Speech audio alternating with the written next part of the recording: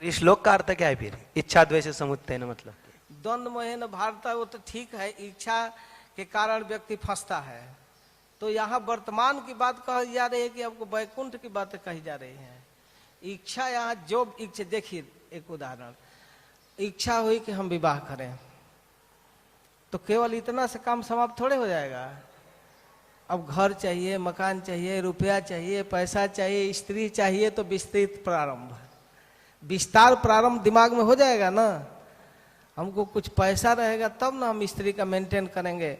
भाई जी हनुमान प्रसाद पोद्दार कहते हैं, एक तरफ भगवान और एक तरफ माया, दोनों को 7 बातें मुझे याद नहीं है, तो कहते हैं कि भगवान के विषय में संकल्प करते ही सुख मिलना प्रारंभ, और माया को प्राप्त करने की इच्छा होते ही दुख प्रारंभ, टेंशन प्रारंभ। विवाह करना है तो रुपया पैसा घर मकान, और फिर स्त्री तक वहीं तक समाप्त नहीं हुआ, पुत्र संतान, तो फिर विस्तार, इनको कैसे मेंटेन करना है, पढ़ाना लिखाना, विवाह शादी, द्वंद्व मोहेन भारत, ये नहीं हुआ वो नहीं हुआ, ऐसे होगा, द्वंद्व तो छा ही जाएगा ना। इच्छा द्वेष, द्वेष भी होगा, जो आपको नहीं प्राप्त हुआ, जो नहीं चाहिए उससे द्वेष है, और जो चाहिए उससे राग है। राग और द्वेष 2 पहलू हैं। जो हम चाहते हैं, हमारा फेवरेट है, उसके प्रति राग, जो नहीं चाहिए वो आ गया तो द्वेष। कोई अपना फेवरेट वस्तु होता है, कोई किसी से एलर्जी है, मुझे नहीं चाहिए, वही आ जाता है सामने। तो इच्छा होने से ही ये सब उत्पात चालू होता है, द्वंद्व प्रारंभ होता है।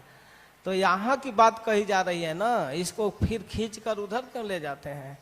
यहाँ इस जगत में भी ये स्थिति है ना कि हमको इच्छा के कारण द्वेष मोह अज्ञान छाता है, और फिर इसमें फंस जाते हैं। द्वंद्व मोहेन भारत, द्वंद्वता छा जाता है, हानि लाभ सुख दुख मान अपमान।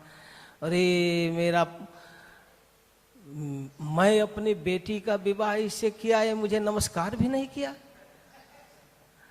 यह देखिए दक्ष को ये हो गया ना, मैं इतना बड़ा व्यक्ति और मैं अपनी बेटी दिया शिव को, देखो मुझे हाथ भी नहीं उठाया। ये इच्छा हो जाती, मान की इच्छा हो रही है, मान अपमान, ये सब द्वंद्व आ जाता है इच्छा से। अब वो ससुर बनने की जो इच्छा थी वही उनको डिस्टर्ब किया ना। शिव जी क्या गलती किए थे? वो अपने आप परेशान है इच्छा के कारण, प्रणाम लेने की इच्छा से डिस्टर्ब है। इसलिए भक्ति करना चाहिए, भक्ति करते ही अमानिना हो जाएंगे। अमानिना मान देना कीर्तनिया सदा हरि। जब मान की इच्छा है कि मैं इतना सीनियर हूँ, मुझे पहले आरती दिखाना चाहिए, मैं मंदिर में आते ही मुझे माला पहनाना चाहिए, वो तो शिष्टाचार है उनका।